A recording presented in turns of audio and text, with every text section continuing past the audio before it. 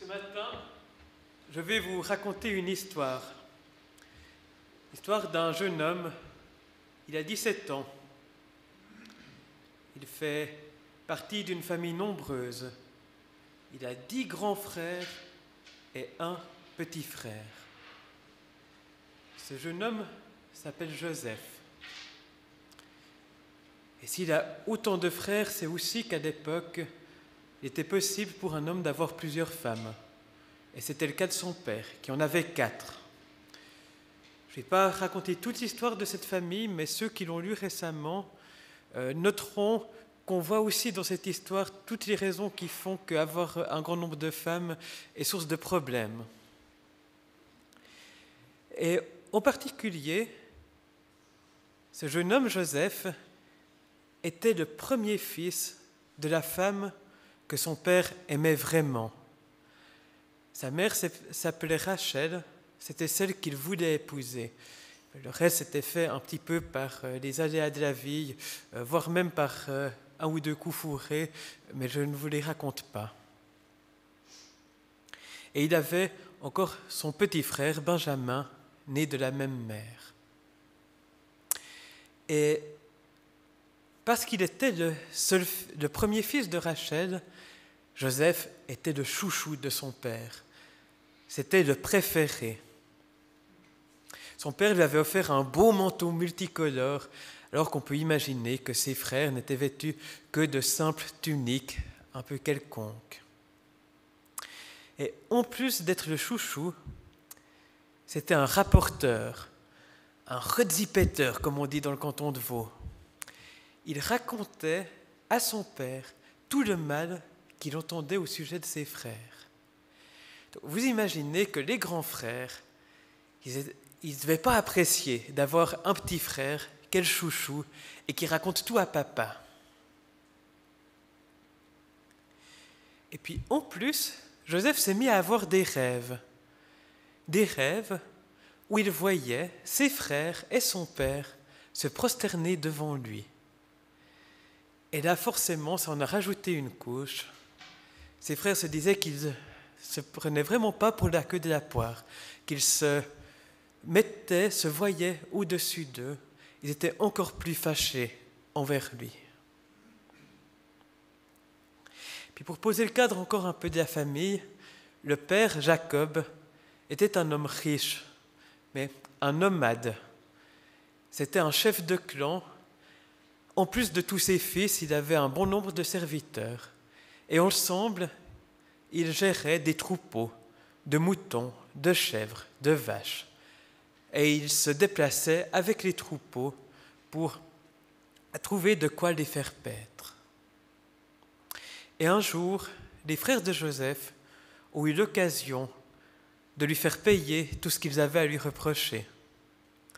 Les 10 grands frères étaient dans les champs en train de faire paître les moutons, et le père de famille, Jacob, a envoyé Joseph prendre des nouvelles de ses frères. Et quand les frères le voient arriver de loin, ils se disent « Ça y est, c'est l'occasion, on va lui faire un sort ».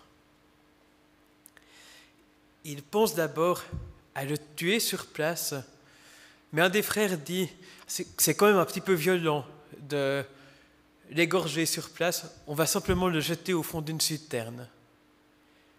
D'ailleurs, lui avait derrière la tête que dès que ses frères auraient le dos tourné, il sortirait Joseph de la citerne, le ramènerait à papa, et que peut-être comme ça, il montrerait un petit peu dans l'estime de son père. Mais pendant que ce frère-là avait le dos tourné, il y a des marchands qui arrivent. Et un autre petit malin parmi les frères se dit « Juste laissez mourir notre frère, ça ne nous rapporte pas grand-chose, on va le vendre comme esclave ». Ainsi fut dit, ainsi fut fait, ils sortent Joseph de sa citerne et le vendent comme esclave à ces marchands. Et pour donner de change, ils lui prennent son beau manteau coloré et le barbouillent du sang d'un bouc et renvoient le manteau au père de famille en disant « Ah, on a trouvé ça dans la campagne. Regarde si par hasard, ça ne serait pas le manteau de ton fils. » Et Jacob, bien sûr, reconnaît le manteau de son fils et se dit « Ah, c'est terrible, une bête sauvage s'est jetée sur Joseph et l'a dévoré. » Et bien sûr, il est atterré et il porte le deuil de son fils avec douleur pendant longtemps. Et pendant ce temps-là, Joseph est emmené par les marchands au pays d'Égypte, où il est vendu comme esclave à un monsieur Potiphar, un chef des gardes. Et Dieu prend soin de Joseph dans la maison de monsieur Potiphar. Il monte en grade et devient petit à petit l'intendant de tous les biens de son maître. Mais Madame Potiphar se rend compte que Joseph est quand même drôlement beau et drôlement bien fait, et essaye de l'inciter à coucher avec elle, jour après jour, de manière répétée. Et voyant qu'elle n'arrive pas à ses fins, elle finit par accuser Joseph d'avoir tenté de la violer. Alors Joseph est jeté en prison. En prison, Dieu est encore avec lui, il devient l'assistant principal du responsable de la prison. Il devient celui qui prend soin de tous les autres prisonniers. Et il a l'occasion, dans sa prison, d'expliquer les rêves de deux autres prisonniers qui étaient des hauts fonctionnaires du Pharaon. Ils ont fait chacun des rêves pendant la nuit. Joseph leur en dit le sens et les choses se passent comme il l'avait annoncé.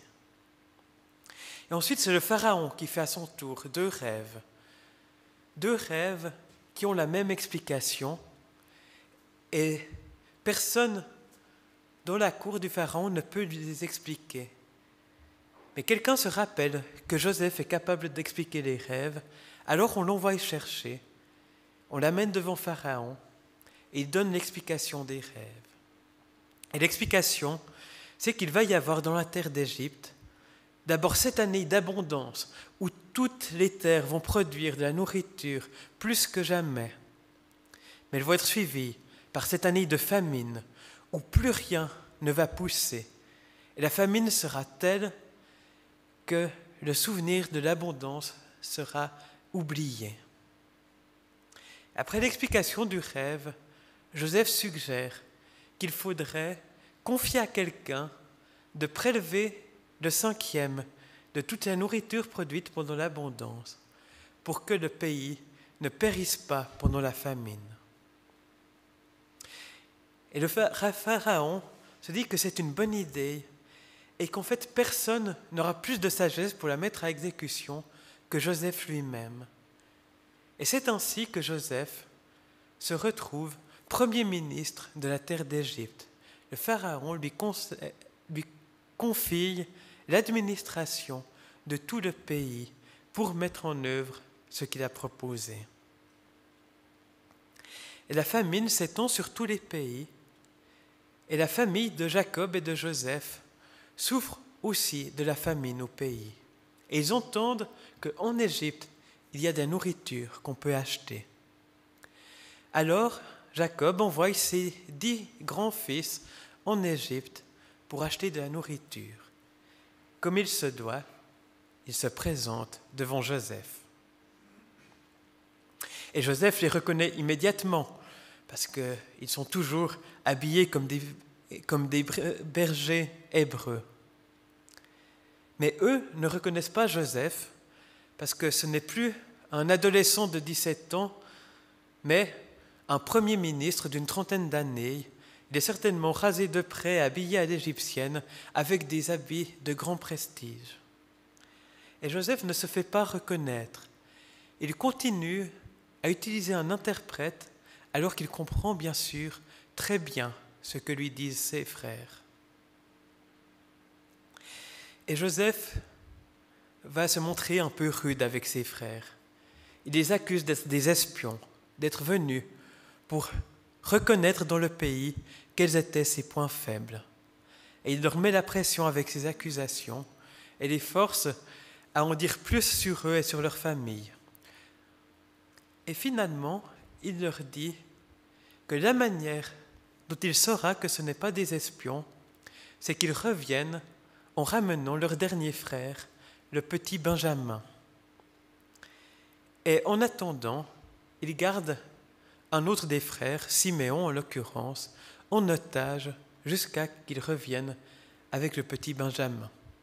Mais il les laisse quand même repartir avec de la nourriture pour survivre un bon moment. Et quand il raconte tout ça à Jacob, eh bien Jacob est atterré, un peu fâché. Il a dit « Mais pourquoi vous avez parlé de Benjamin ?» Et il ne veut pas laisser Benjamin partir en Égypte parce qu'il a trop peur que quelque chose lui arrive sur la route. Il a trop peur de perdre le dernier fils de la femme qu'il aimait. Mais au bout d'un moment, les vivres sont épuisés, ils n'ont plus à manger. Il est bien obligé de laisser Benjamin partir avec ses frères en Égypte. Quand ils arrivent auprès de Joseph, il leur fait bon accueil, mais toujours sans se faire reconnaître. Et il les laisse repartir, mais il fait en sorte que quelqu'un ait caché une précieuse coupe en argent qui lui appartient dans le sac de Benjamin. Et à peine ses frères partis, il envoie la troupe derrière eux pour les arrêter, les accuser de vol. Et tous ses frères sont outrés et disent « Non, mais on ne ferait jamais une chose pareille. Et si quelqu'un de nous a cette coupe, tu peux le mettre à mort, et tous les autres, on restera comme esclaves en Égypte. »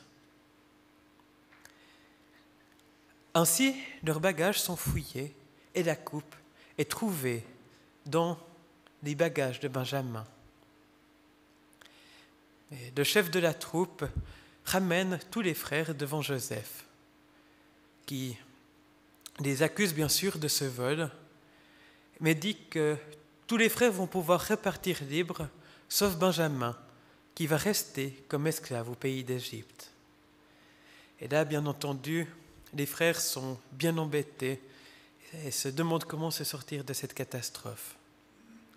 Et l'un des frères, Judas, s'approche de Joseph pour lui expliquer combien Benjamin est important aux yeux de son père. Et je vais maintenant lire un peu le dénouement de la scène finale dans le livre de la Genèse. C'est donc à partir du chapitre 44, au verset 30, jusqu'au verset 45, au verset 15. Donc c'est encore Judas qui parle à Joseph. « Maintenant, comment retourner auprès de mon père sans que l'enfant soit avec nous ? La vie de mon père dépend tellement de celle du jeune homme qu'il mourra s'il ne le voit pas revenir. Nous serons alors coupables de l'avoir fait mourir de douleur dans sa vieillesse. De plus, je me suis déclaré garant du jeune homme devant mon père. Je lui ai dit, si je ne le ramène pas, j'en porterai toujours la faute devant toi. Je t'en supplie, permets-moi donc de rester ici comme esclave à ton service, à la place de l'enfant, et laisse-le repartir avec ses autres frères. Je ne pourrai jamais retourner chez mon père sans être accompagné de l'enfant. Je ne supporterai pas de voir le malheur qui atteindrait mon père. » Alors Joseph, incapable de contenir son émotion devant les gens de son entourage, leur ordonna à tous de sortir. Ainsi était-il seul avec ses frères quand il se fit reconnaître d'eux. Mais il pleurait si fort que les Égyptiens l'entendirent et que la nouvelle en parvint au palais de Pharaon. Joseph dit à ses frères, « C'est moi, Joseph, mon père, est-il encore en vie ?» Mais ses frères étaient tellement effrayés qu'ils étaient incapables de lui répondre. « Approchez-vous de moi, leur dit-il. » Ils s'approchèrent et Joseph reprit. « C'est moi, Joseph, votre frère, que vous avez vendu en Égypte. Ne vous tourmentez pas et ne vous faites pas de reproches de m'avoir vendu ainsi. C'est Dieu qui m'a envoyé ici avant vous pour que je vous sauve la vie. Il y a déjà eu 2 années de famine dans le pays, mais pendant 5 années encore, on ne pourra ni labourer la terre, ni récolter les moissons. Dieu m'a envoyé dans ce pays avant vous pour que vous y ayez des descendants et que vous y surviviez. C'est une grande délivrance. En fait, ce n'est pas vous qui m'avez envoyé ici, mais Dieu. C'est encore lui qui a fait de moi le conseiller le plus puissant du Pharaon, le maître du palais royal et le gouverneur de toute l'Égypte. Maintenant, dépêchez-vous d'aller dire à mon père, « Voici le message que t'adresse ton fils Joseph. Dieu a fait de moi le maître de toute l'Égypte. Viens chez moi sans tarder. Tu t'installeras dans la région de Goshen avec tes enfants, tes petits-enfants, ton bétail, moutons, chèvres et bœufs, et tous tes biens. Tu seras ainsi tout près de moi. Ici, je te fournirai des vivres pour toi, ta famille et tes troupeaux, afin que vous ne manquiez de rien, car il y aura encore 5 années de famine. » Et Joseph ajouta, « Vous voyez bien, et toi en particulier, Benjamin, que c'est moi qui vous parle. Allez dire à mon père quelle importante situation j'occupe en Égypte, et racontez-lui tout ce que vous avez vu. Ensuite, dépêchez-vous de l'amener ici. » Joseph se jeta au cou de Benjamin, et tous les deux s'embrassèrent en pleurant. Joseph pleurait aussi en embrassant ses autres frères. Alors seulement ils osèrent lui parler.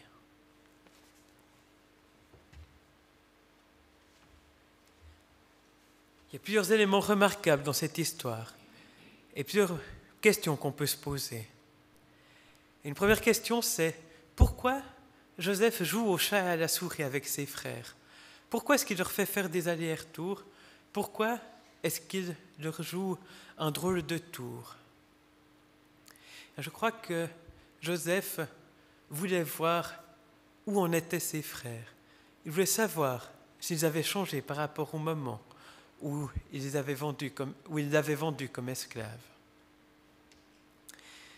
Et en particulier, il a fait en sorte que ce soit Benjamin qui soit mis en danger. Et Benjamin, c'était le petit dernier, l'autre fils de la femme que Jacob aimait vraiment, et le petit frère du fils disparu de Jacob. Il y avait donc toutes les raisons qu'il soit le chouchou, le préféré, le protégé de son père, peut-être encore plus que Joseph ne l'avait été. Et on le voit bien quand on voit combien Jacob dit qu'il ne peut pas survivre sans Benjamin, s'il arrive malheur à Benjamin. Et donc si les frères de Joseph sont encore dans la même optique qu'il y a 10 ans, eh bien, ils vont être bien contents de se débarrasser de Benjamin, bien contents que le petit chouchou soit lui aussi écarté de la famille.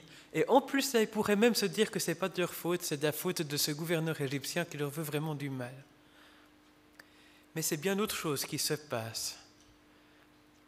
Ses frères n'envisagent pas de repartir en abandonnant Benjamin en Égypte. Et au contraire, Juda va se proposer pour rester captif à la place de Benjamin. Alors même que Juda a toutes les raisons de penser que Benjamin est vraiment coupable, qu'il a vraiment fait ce dont il est accusé. Il est prêt à se sacrifier pour le bien de Benjamin et pour ne pas faire de la peine à Jacob, son père. Et c'est une attitude admirable, c'est une attitude aussi qui va pousser Joseph à se faire reconnaître, à trouver que ses frères ont vraiment changé d'attitude et qu'il peut à nouveau leur faire confiance. Et je crois aussi que cette attitude de Juda a plu à Dieu. Et par la suite, la tribu de Juda sera la principale dans le peuple d'Israël, parce que ses 12 frères seront les ancêtres de tout le peuple d'Israël. Et c'est de Juda que viendra le grand roi David. Et dès lors, c'est aussi de la descendance de Juda que viendra Jésus-Christ, qui est lui-même un descendant de David. Et quelque part, ce que Juda a fait anticipe, manifeste de manière imagée, de manière un peu moindre, ce que Jésus allait faire pour toute l'humanité. Juda était prêt à donner sa liberté pour son frère coupable, ou son frère qu'il pensait coupable en tout cas. Mais l'humanité était coupable, et vraiment coupable devant Dieu. Et Jésus a été prêt à prendre sur lui la sanction qui nous menaçait tous. Il a donné non seulement sa liberté, mais sa vie pour les coupables que nous étions tous, pour que nous soyons libérés, pour que nous puissions retourner vers notre Père, vers Dieu, notre Père. Et on voit donc dans cette histoire une anticipation de ce que Jésus fait pour nous.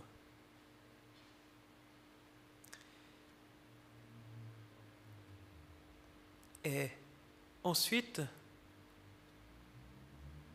quand Joseph se fait reconnaître, ses frères sont effrayés et n'osent pas lui parler. Et on peut les comprendre, parce qu'ils avaient déjà peur de ce gouverneur égyptien qu'ils ont accusé d'être des espions, qui tient leur vie dans les mains. Il n'a qu'un mot à dire et les gardes les exécutent tous.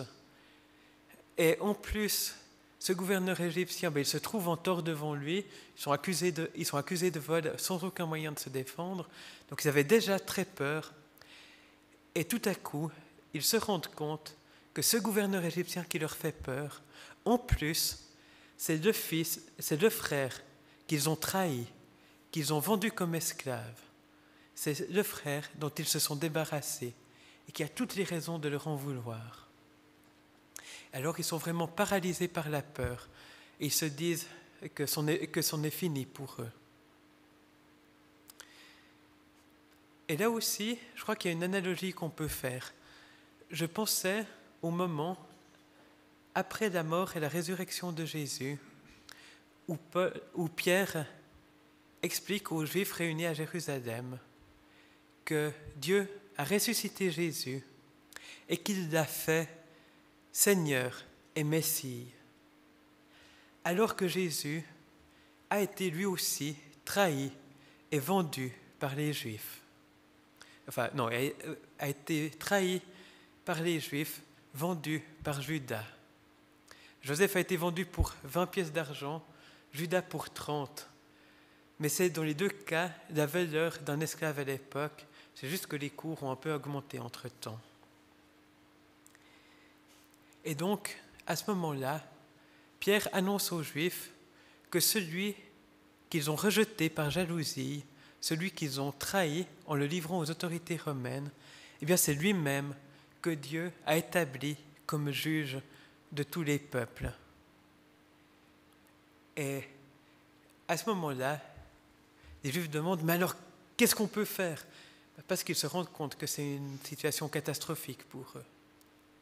Mais dans cette situation-là, la réponse, c'est qu'ils n'ont qu'à croire au nom de Jésus, à se repentir de leurs fautes afin que leurs péchés soient pardonnés.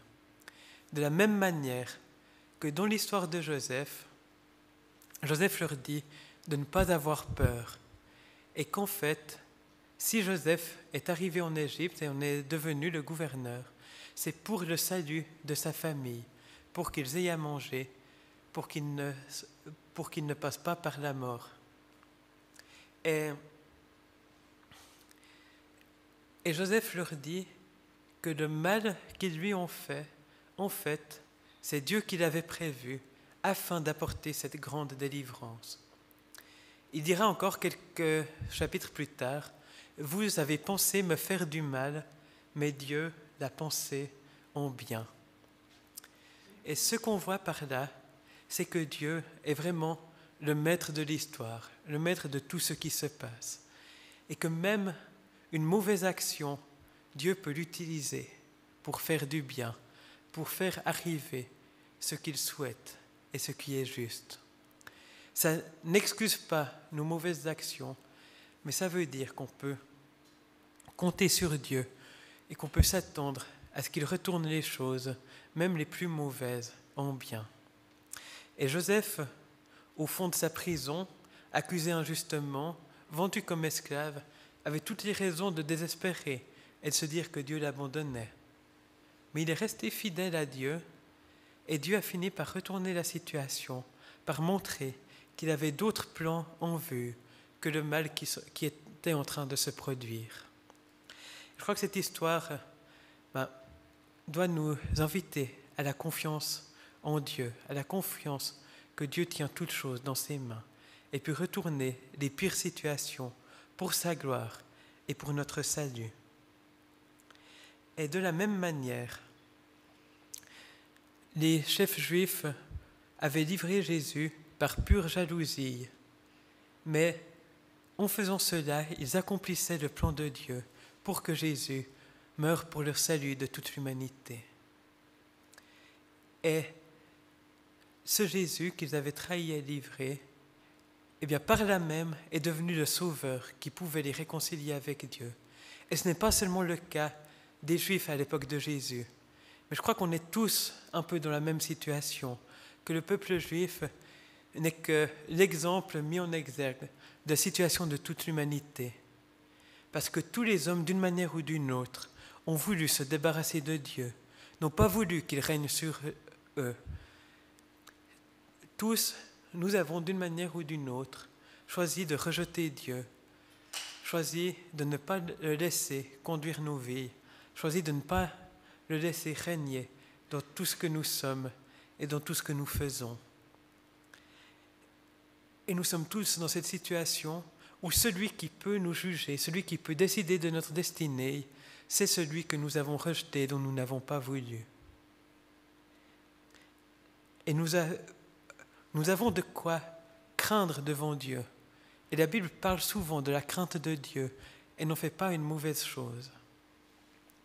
Mais tout comme Joseph a rassuré ses frères et leur a montré qu'il était devenu non le moyen de leur condamnation, mais le moyen de leur salut, Dieu aussi s'est fait le moyen de notre salut et nous donne l'assurance de pouvoir nous approcher de lui, de pouvoir venir devant lui avec confiance et ne plus avoir besoin de le craindre.